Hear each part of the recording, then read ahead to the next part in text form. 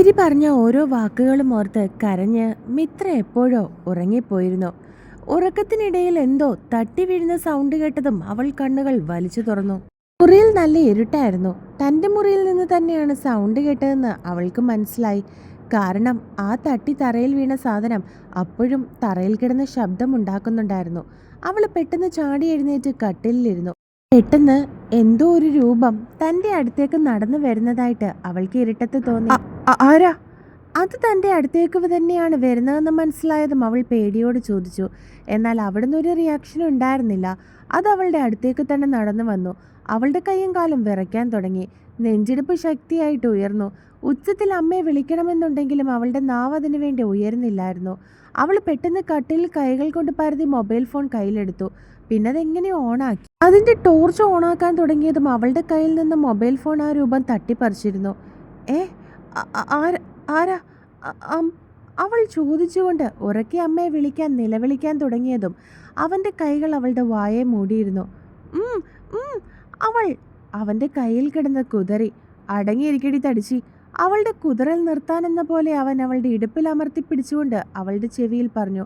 അവൻ്റെ ശബ്ദം കേട്ട് അവളുടെ കണ്ണുകൾ മിഴിഞ്ഞു വന്നു. അവളുടെ നെഞ്ചിടിപ്പ് കൂടി. കൈകളും കാലുകളും പഴയതിനേക്കാൾ വിറച്ചു. ഗിരിയേട്ടൻ, അവൾ മനസ്സിൽ പറഞ്ഞു. അവളുടെ കണ്ണുകൾ നിറഞ്ഞു വന്നു. ഞാൻ ലൈറ്റ് ഇട്ടേച്ച് വരുന്നത് വരെ നിന്റെ ശബ്ദം ഉയരരുത്, കേട്ടല്ലോ?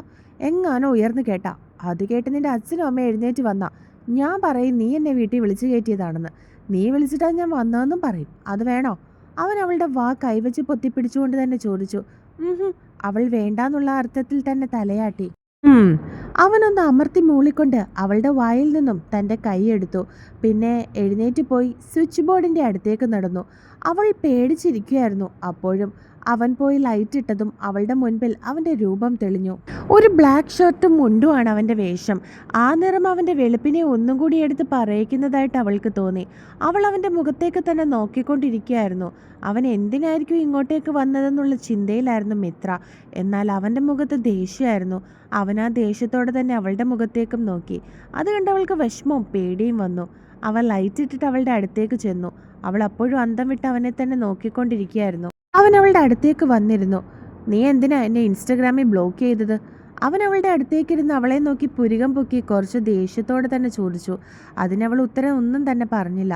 നിന്നോട് ചോദിച്ചത് കേട്ടില്ലേ, എന്തിനാ എന്നെ ഇൻസ്റ്റഗ്രാമിൽ ബ്ലോക്ക് ചെയ്തതെന്ന്? അവൻ അവളുടെ അടുത്തേക്ക് മുഖം അടുപ്പിച്ചുകൊണ്ട് വീണ്ടും ചോദിച്ചു. അവൻ്റെ മുഖം അവളുടെ മുഖത്തിൻ്റെ നേരെ അടുത്തതും അവൾക്ക് എന്തൊക്കെയോ തോന്നുന്നത് പോലെ തോന്നി. ഞാൻ അത് പിന്നെ എന്നെ ഗിരിയേട്ടന് ഇഷ്ടമല്ലല്ലോ. അവൾ കണ്ണുകൾ നിറച്ച് അവൻ്റെ മുഖത്തേക്ക് നോക്കി ചോദിച്ചു. ഞാൻ ചോദിച്ചതിന് മാത്രം ഉത്തരം പറഞ്ഞാൽ മതി. എന്തിനാ എന്നെ ഇൻസ്റ്റഗ്രാമിൽ നീ ബ്ലോക്ക് ആക്കിയത്? അവൻ വീണ്ടും അവളുടെ മുഖത്തേക്ക് നോക്കി ചോദിച്ചു. എനിക്ക് വിഷമവും ദേഷ്യമൊക്കെ വന്നിട്ടാ. അവൾ തലകുനിച്ച് അവനെ നോക്കാതെ മറുപടി പറഞ്ഞു. അത് കേട്ടവൻ്റെ ചുണ്ടിൽ പുഞ്ചിരി വിരിഞ്ഞു. പക്ഷെ തലകുനിച്ചിരിക്കുന്നത് കൊണ്ട് തന്നെ അവൾ അത് കണ്ടിരുന്നില്ല. അവൻ കട്ടിലിൽ വെച്ചിരുന്ന അവളുടെ ഫോൺ എടുത്തു. പിന്നെ ഇൻസ്റ്റഗ്രാം ഓപ്പൺ ചെയ്ത് അവൻ്റെ അക്കൗണ്ട് അവളുടെ ബ്ലോക്ക് ലിസ്റ്റിൽ നിന്നും മാറ്റി. ഇനി മേലാൽ എൻ്റെ അക്കൗണ്ട് നീ ബ്ലോക്ക് ആക്കിയാൽ നോക്കിക്കോ. അവൻ ദേഷ്യത്തോടെ അവളുടെ നേരെ കൈ ചൂണ്ടിക്കൊണ്ട് താക്കിയതുപോലെ അവളോട് പറഞ്ഞു. അവൻ്റെ ദേഷ്യം കണ്ട് അവൾ യാന്ത്രികമായി ഇല്ല എന്നുള്ള അർത്ഥത്തിൽ അവനെ നോക്കി തലയാട്ടിയിരുന്നു. നീ ഫുഡ് കഴിച്ചോ? അവൻ അവളെ നോക്കി കടുപ്പിച്ച് ചോദിച്ചു. അവളൊന്ന് മൂളി. എന്താ കഴിച്ചേ? അവൻ കൈകൾ മാറിൽ കെട്ടി സംശയത്തോട് ചോദിച്ചു. ചോറ് കഴിച്ചു, അവൾ മറുപടി പറഞ്ഞു. എന്നിട്ട് നിന്റെ വയറ് നിറഞ്ഞോ? അവൻ വീണ്ടും ചോദിച്ചതും അവൾ ദയനീയമായി അവൻ്റെ മുഖത്തേക്ക് നോക്കി. ചോദിച്ചത് കേട്ടില്ലേ, വയറ് നിറഞ്ഞോന്ന്? അവൻ വീണ്ടും ചോദിച്ചു. അവളില്ലെന്ന് ചുമലനയ്ക്ക്. അതെന്താ, ചോറില്ലായിരുന്നു ഇവിടെ? ദാരിദ്ര്യമായിരുന്നോ? അവൻ വീണ്ടും ചോദിച്ചു. ഉണ്ടായിരുന്നു, പക്ഷേ. അവൾ ബാക്കി പറയാതെ നിർത്തി. പക്ഷേ അവൻ പുരികം പൊക്കി കുറച്ച് ദേഷ്യത്തോടെ വീണ്ടും ചോദിച്ചു. കഴിക്കാൻ തോന്നിയില്ല. അവൾ അവനെ നോക്കാതെ തല കുനിച്ചു വെച്ചുകൊണ്ട് മറുപടി പറഞ്ഞു. എന്തുകൊണ്ട്? അവൻ സംശയത്തോടെ ചോദിച്ചു. അറിയില്ല. അവൾ അവനെ നോക്കി മറുപടി പറഞ്ഞു. എഴുന്നേറ്റ് വാ. അവൻ അവളെ നോക്കി പറഞ്ഞുകൊണ്ട് എഴുന്നേറ്റു. പിന്നെ അവളെ നോക്കി മുണ്ടൊന്ന് മടക്കി കുത്തി. എങ്ങോട്ട്? അവൾ വീണ്ടും അവൻ്റെ മുഖത്തേക്ക് നോക്കി ചോദിച്ചു. പറഞ്ഞാലേ നീ വരുള്ളോ?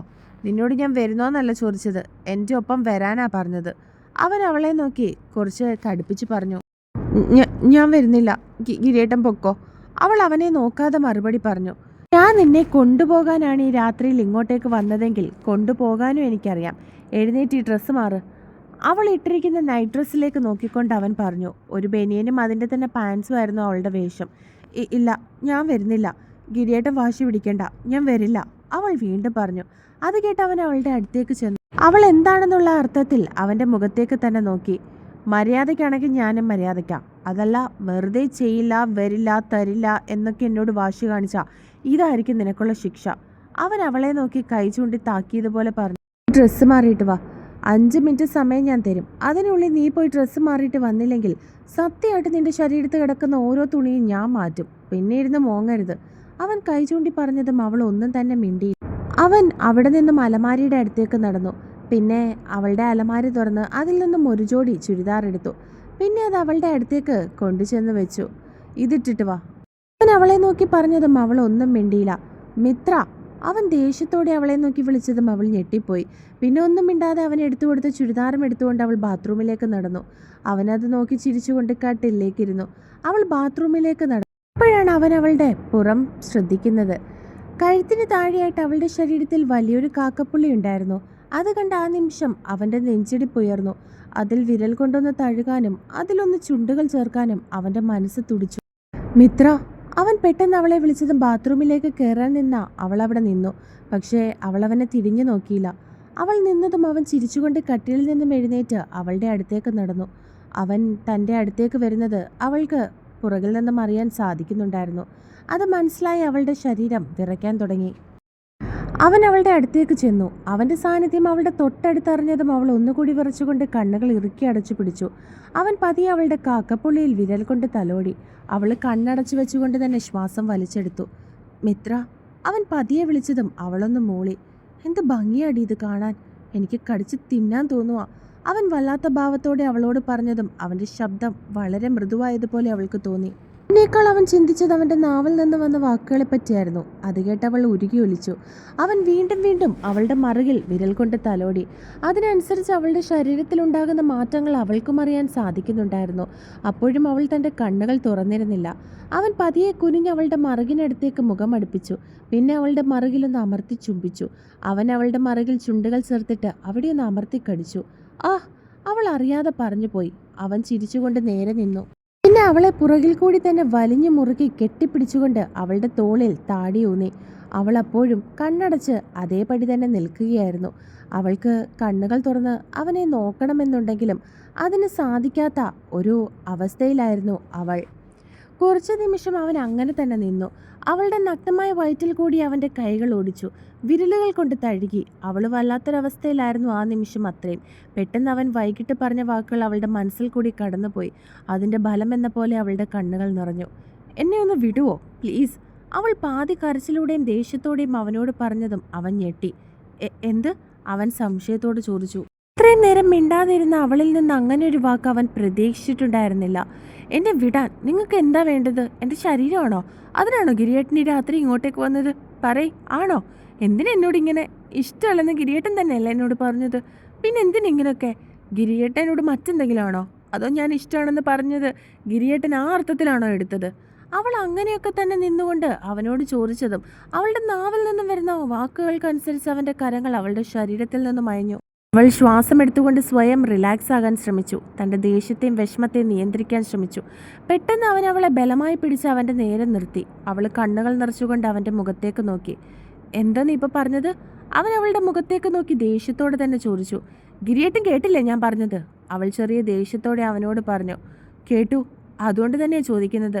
നീ എന്താ പറഞ്ഞതെന്ന് അവൻ ദേഷ്യത്തോടെ വീണ്ടും ചോദിച്ചു. എനിക്കങ്ങനെ തോന്നി, അതുകൊണ്ടാണ് പറഞ്ഞത്. അവൾ അവനെ നോക്കാതെ മുഖം കുനിച്ചു വെച്ചുകൊണ്ട് മറുപടി പറഞ്ഞു. എൻ്റെ മുഖത്തേക്ക് നോക്കി പറയും ഇത്ര. അവൻ അവളുടെ കവളിൽ കുത്തിപ്പിടിച്ച് അവൻ്റെ മുഖത്തേക്ക് അടുപ്പിച്ചുകൊണ്ട് പറഞ്ഞു. ഞാൻ പിന്നെ എന്താ കരുതേണ്ടത് ഗിരിയേട്ടാ? ഒരു പ്രായം മുതൽ കളിച്ച് വളർന്നവരാ നമ്മളെല്ലാം. വളർച്ചയിലെന്നോ ഏട്ടനെൻ്റെ മനസ്സിൽ കയറിക്കൂടി. പേടിയായിരുന്നു ഗിരിയേട്ടനോട് അത് തുറന്നു പറയാൻ. പറഞ്ഞാൽ എങ്ങനെയായിരിക്കും ഏട്ടൻ എടുക്കുന്നതെന്ന് അറിയാത്തതുകൊണ്ടാണ് ഇത്രയും നാളിത് തുറന്നു പറയാതിരുന്നത്. അതിനിടയ്ക്ക് ക്രിസ്റ്റി ചേട്ടനെ അറസ്റ്റ് ചെയ്യും. അവരോടുള്ള ദേഷ്യമൊക്കെയും ഗിരിയേട്ടൻ എന്നോടും സേറയോടും ഒക്കെ കാണിക്കാൻ തുടങ്ങിയപ്പോൾ ഞാൻ എൻ്റെ ഇഷ്ടം അതൊക്കെ മനസ്സിൽ കുഴിച്ചു മൂടി. എന്നോട് ഏട്ടനെ വെറുപ്പായിരിക്കുമെന്ന് കരുതി. പക്ഷെ എൻ്റെ മനസ്സിൽ അന്നും ഇന്നും ഏട്ടനോട് മാത്രമേ ഇഷ്ടമുണ്ടായിരുന്നുള്ളൂ.